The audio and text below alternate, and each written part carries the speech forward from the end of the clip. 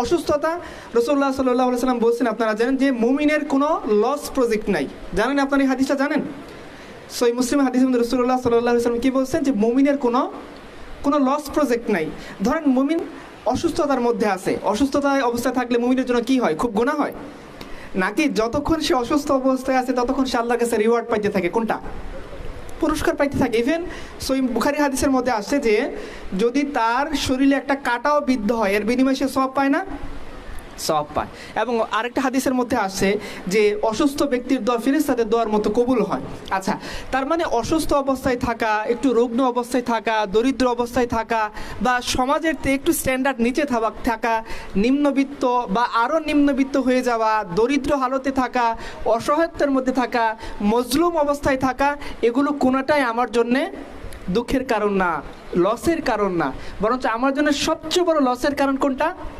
ঈমান না থাকা, হিদায়াত না থাকা।